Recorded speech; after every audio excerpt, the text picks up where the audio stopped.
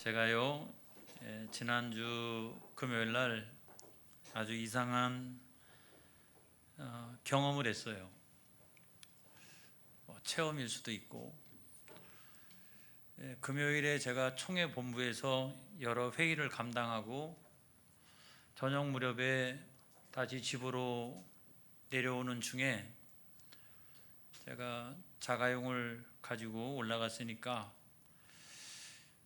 제가 잘 아는 동기 가운데 그 진천에 사는 그 동기가 있는데 신학 동기는 아니고요. 모친상을 당해서 제가 몇 번이고 그 친구 그 애경사에 직접 한번 가보리라라고 생각했는데 마침 너무 잘 됐더라고요. 서울에서 내려가는 길이고 차를 몰고 왔고, 그래서 총회 본부에서 출발할 때 진천 제1장례식장을 딱 찍고 넥타이를 바꿔서 착용을 하고 조의금을 준비하고 거기를 들렸다가 내려오리라. 그래서 경부고속도로를 타고 쭉 내려오고 있었어요. 너무 피곤해가지고 휴게소에 한번 들렀습니다. 그래서 이렇게 막 기지개도 켜고 왔다 갔다도 하고 차도 한잔 마시고 그렇게 했다가 얼마간 시간이 지나고 난 다음에 다시 차에 올라타서 시동을 딱 키면 자동으로 내비가 켜지는 거잖아요. 자동이잖아요, 이거. 그죠? 근데 이 내비가 안 켜지는 거예요, 이게. 그리고 왜 동그랗게 생긴 걸 계속 돌면서 이게 준비 중이라고 하는 이 표시만 계속 하는 거예요. 그래서 야, 내 차가 그래도 렌저인데 가다가 켜지겠지라고 생각을 하고서 이 준비 중이니까 켜지겠지라고 생각했는데 고속도로에 딱 올라탔는데도 이게 안 켜지는 거예요. 계속 준비 중인 거예요. 얼마간 달리다 보니까 이게 켜졌어요. 할렐루야. 켜졌어요. 그래서 야, 잘 됐다. 내려가다가 중간쯤에 진천으로 뭐 어떻게든 이렇게 빠지겠지라고 생각하고 마음을 푹 놓고서 내려갔어요. 내려갔는데 거의 그 옥산과 오창 고속도로 사이 그 연결되는 그 사이까지 왔길래 이 차량이 그 오창과 옥산 고속도로 어느 지점으로 들어갔다가 진천 제1장례식장이 오창과 가까운 어디에 있는가 보다.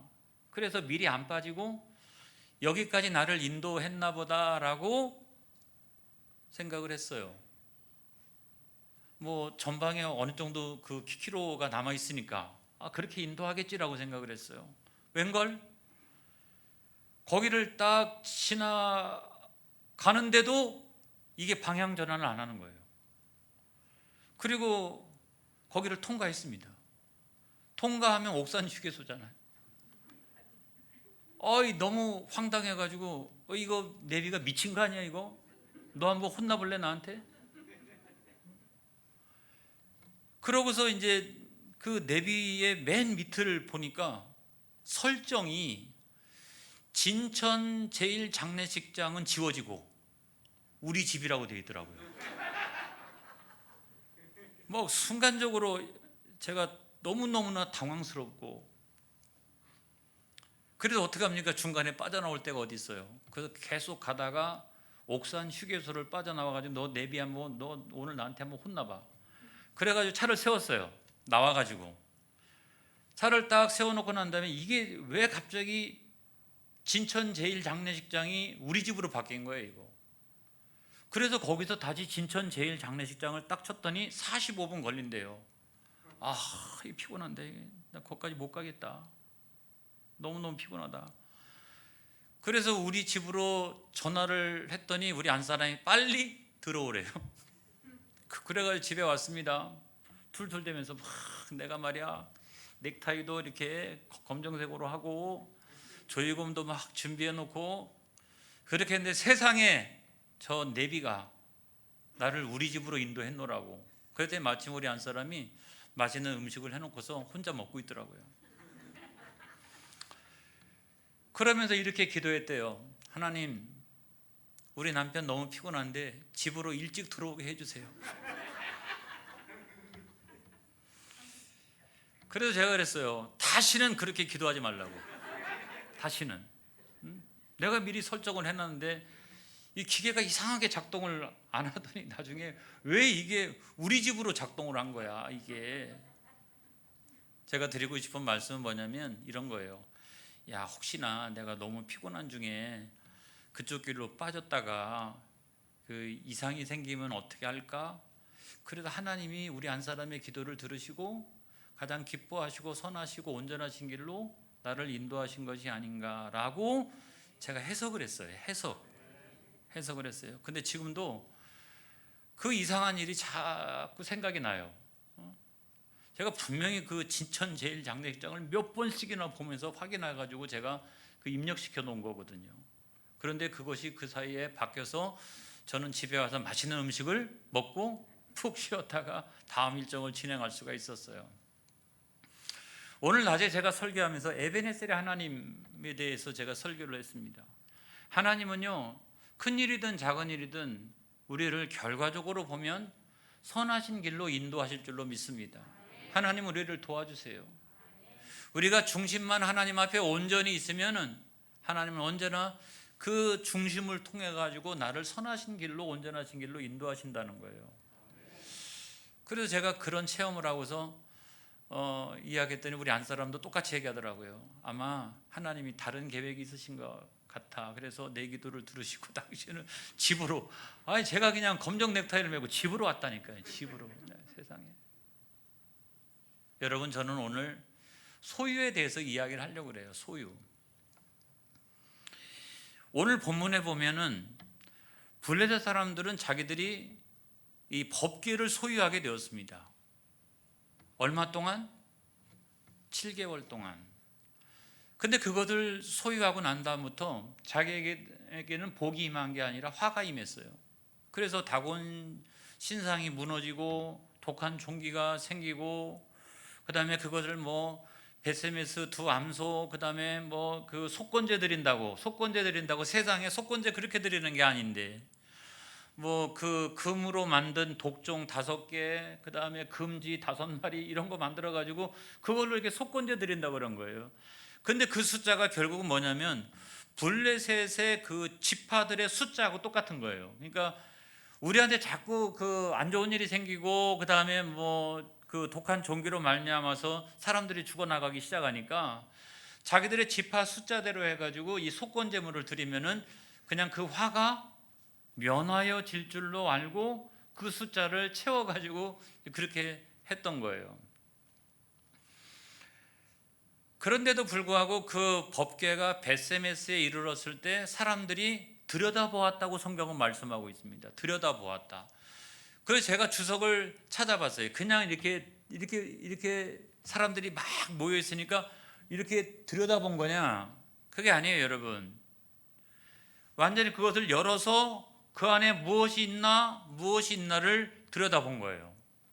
그래가지고 세상에 얼마나 많은 사람들이 죽었어요? 5만 명 넘는 사람이 죽었잖아요. 5만 70명. 이 사람들이 죽었잖아요. 그래서 저는 그 장면을 보면서 사람이 소유할 게 있고 소유하지 말아야 될 게 있구나. 이게. 믿음의 사람들도 소유할 게 있고 소유하지 말아야 될 게 있구나 라고 하는 것을 생각하게 되었어요. 그 언약궤가 우리가 믿음으로 받아들이면 우리에게는 복이 되지만 그 이방신을 섬기고 있는 그 사람들에게 그 법궤가 가게 되면 그들에게는 화가 될 수가 있는 거구나. 그래서 소유할 수 있는 것이 있고 소유하지 말아야 될 것이 있는 거고, 믿음의 사람에게 있어서도 소유할 수 있는 것이 있고 소유하지 말아야 될 것이 있구나 라고 하는 생각을 갖게 된 겁니다. 우리에게 있어도 오늘날 그 소유하지 말아야 될 것이 있는데 그것은 어떤 것일까 하는 것을 한번 생각을 해보려고 그래요. 블레셋 사람들도 그 언약궤를 하나님의 임재로 여겼다라면 그렇게 했겠어요? 막 함부로 들여다보고 금쥐 그다음에 금독종 이런 거 만들어 가지고 자기들 마음대로 그렇게 했겠어요?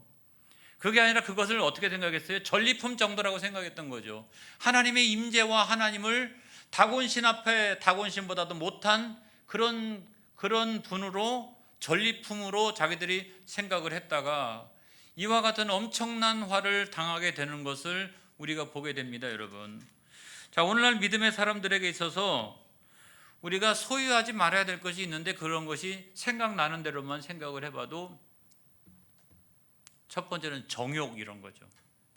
솔로몬 같은 경우는 자기가 여러 이방 여인들을 아내로 맞이했습니다. 근데 이방 여인들만 온 게 아니라 이방 여인들을 따라서 누가 왔어요? 우상들이 왔잖아요. 그래서 나중에는 결과적으로 이 예루살렘 안에 우상 섬기는 그 향과 이런 것들 때문에 막 진절머리가 날 정도로 그렇게 여기저기에다가 자기의 부인들마다 다 이렇게 조그맣게 이렇게 우상 섬기는 것들을 다 만들어져 가지고 아주 그런 난리가 없을 정도였어요. 그래가지고 결과적으로 어떤 일이 생겼습니까? 나중에는 우상 섬기다가 나라가 반쪽짜리가 나고 남한국과 북한국이 나눠지는 놀라운 일들이 일어났잖아요. 이런 걸 생각해 보면 믿음의 사람들은 이 정욕을 소유하면 안 된다. 그 다음에 두 번째로 생각해 보면 열왕기 시대만 가지고 생각을 해보면 그 여로보암을 생각해 볼 수 있어요. 북왕국 이스라엘의 그 왕이었던 르호보암은 남쪽이고 이 여로보암이 왕이 되고 난 다음에 무슨 일을 했어요? 북쪽에 있는 사람들이 자꾸 남쪽에 내려가 가지고 예루살렘 가 가지고 절기를 지켜야 하니까 그거 당연한 것임에도 불구하고 그것이 정치적으로는 자기한테 안 좋았잖아요, 그렇죠? 내려갔다 와가지고 남한국 이렇게 아무튼 신앙생활 잘하고 있는 모습을 보면 그 영향을 받아서 이 사람들이 올라와가지고 반란이라도 일으키면 어떡해요? 그러니까 안 되겠다 싶어가지고 하나님을 자기가 만들었죠. 그래서 베델에다가 하나, 단에다가 하나, 그래가 우상을 만들어 놓고 우상을 섬겼습니다. 그래서 믿음의 사람들이 절대로 하지 말아야 될 것이 뭐냐면 우리 마음속에 있는 하나님보다도 더 사랑하는 우상이에요. 오늘 낮에도 제가 설교를 했습니다마는 그러니까 신앙생활에 능력이 없는 거예요. 능력이 내 안에서는 우상 잔뜩 섬겨놓고 하나님 믿습니다 이거 이루어주세요, 내 예배를 받아주세요. 그렇게 해도 그것이 되겠어요? 그러니까 여러분 중요한 것은 믿음의 사람들은 내 안에 있는 우상을 제거해야 된다고요. 그래서 성경에 보면은요, 열왕기에 보게 되면 계속 여로보암의 길이라는 표현이 나옵니다. 다윗의 길이라고 하는 표현이 나와요. 다윗은 죄를 지었더라도 늘 하나님 앞에 나가서 회개하면서 하나님의 주권을 인정했던 사람이에요. 자기가 세상적으로는 죄를 짓고 좀 부족한 점이 많았더라도 그에게서 가장 중요한 건 뭐냐면 하나님의 주권, 하나님이 온전히 그의 심령 가운데 살아있었기 때문에 베갯잎에다 눈물을 똑똑 흘리면서 하나님 앞에 회개할 수 있었던 거거든요. 그런데 여로보암은 어떻습니까? 여로보암은 그렇게 우상을 만들어 놓고도 자기가 잘한 줄로 알고 그러다가 그 나라가 계속해서 여로보암의 길을 따라 가다가 나중에는 아수르에서 멸망당하는 모습을 우리가 보지 않습니까? 그래서 예수 믿는 사람은 하나님보다 더 사랑하는 것이 없어야 되는 거예요. 할렐루야. 여러분, 세상에 필요가 얼마나 많아요. 필요는 다 좋은 겁니다, 여러분. 그러나 문제는 뭐냐면 하나님보다 더 그거를 사랑하는 것이 있으면 안 된다라고 하는 말이에요. 그 다음에 세 번째로는 이런 거죠. 아방, 북이스라엘의 왕이었던 아방과 그 나봇의 포도원 얘기는 우리가 많이 알고 있습니다. 하나는 뭐냐면 물질에 대한 욕심, 지나친 그 물욕, 이것 자체도 나중에 그 가문이 아주 패가망신하는 이렇게 멸문지화를 당하는 그와 같은 그 가문이 됐던 것을 우리가 생각해 보면 우리 예수 믿는 사람은 이 세 가지를 소유하면 안 된다. 저는 목회자로 살아가면서도 마찬가지예요. 성도들도 마찬가지 아닙니까? 늘 우리가 언제나 조심해야 될 거 있지 않습니까? 하나가 정욕에 관련한 문제, 또 하나는 물질에 관련한 문제, 그리고 내 안에 있는 하나님보다 더 사랑하는 우상, 이거를 우리가 소유하지 말아야 된다, 이 말씀을 드리는 거예요. 그러면 목회도 잘할 수 있어요. 그 문제 없이.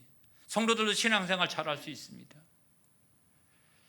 그 다음에 우리가 꼭 또 소유해야 될 것은 뭐냐? 소유해야 될 것은 세 가지가 있는데 성경에 보니까 가장 중요한 게 하나님 잘 경외하는 거겠죠. 그렇죠? 할렐루야. 하나님 경배하고 하나님을 늘 두렵게 여기고, 하나님 두렵게 여기지 않으니까 내 마음대로 살아가는 거예요. 하나님 살아계시고 오늘도 언제나 나와 함께 계시고 내 뒤에 계시고 내 앞에 계시고 옆에 계시고, 그렇게만 생각을 해도요 우리는 잘못된 행동과 말을 줄일 수 있어요. 절대 하나님 내 앞에 계시는데 어떻게 내가 하나님 앞에서 그렇게 할 수 있겠어요? 그래서 하나님을 경외하는 자, 하나님을 경외하는 자가 되어지기를 주의 이름으로 축복합니다. 예배 시간만 그런 게 아니라 범사에 하나님을 늘 경외하는 그런 사람이 되어지기를 바랍니다. 그래서 신명기 5장 29절에 있는 말씀 보겠습니다. 시작. 다만 그들이 항상 이 같은 마음을 품어 나를 경외하며 내 모든 명령을 지켜서 그들과 그의 자손이 영원히 복받기를 원하노라 그랬어요. 하나님 경외할 때, 그죠? 하나님 잘 경외하는 가문, 가정, 심령, 그런 사람들이 잘 될 수밖에 없다는 거죠. 그래서 우리 덕천교회 사랑하는 성도님들은 다 그와 같이 하나님 잘 경외하는 그런 심령 되고 가정 되어지기를 축복합니다. 그 다음에 두 번째로는 사랑의 공동체를 이루어가는 거예요.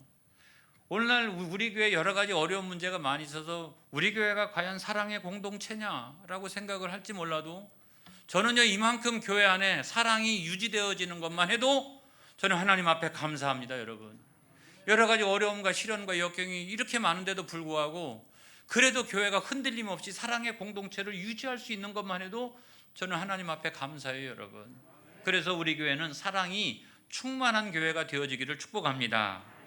여러분, 요한복음 13장 34절에 있는 말씀 보겠습니다. 시작. 새 계명을 너희에게 주노니 서로 사랑하라. 내가 너희를 사랑한 것 같이 너희도 서로 사랑하라. 할렐루야. 우리 교회가 사랑의 공동체가 되어지기를 축복합니다. 할렐루야.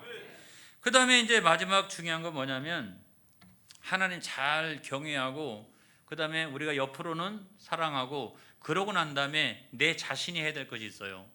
그건 어떤 거냐면 이런 거예요. 거룩한 삶을 살아가는 것. 우리는 성도니까, 우리 하나님의 자녀니까 거룩한 삶을 살아나가는 것이 중요하다는 거예요. 레위기 11장 45절에 있는 성경 말씀 보겠습니다. 시작. 나는 너희의 하나님이 되려고 너희를 애굽 땅에서 인도하여 낸 여호와라. 내가 거룩하니 너희도 거룩할지어다. 할렐루야. 그래서 우리가 이런 것들만 우리가 잘 이제 조심할 것은 조심하고 우리가 소유할 것은 잘 소유한다라고 하면 여러분 우리가 신앙생활을 잘 할 수 있어요. 마지막으로 한번 정리해 보겠습니다. 우리가 소유하지 말아야 될 것 1번 정욕, 두 번째로는 우상, 세 번째로는 물욕. 그 다음에 우리가 반드시 해야 될 것, 우리가 소유해야 될 것, 하나님을 경외하는 것, 옆으로는 사랑하는 것, 내 자신을 어떻게 거룩하게 내 자신을 유지하는 것, 그것만 잘하시면 여러분들은 신앙생활 잘하게 될 줄로 믿습니다. 능력 있는 신앙생활을 하기를 주의 이름으로 축복합니다. 기도하겠습니다. 사랑의 하나님 아버지,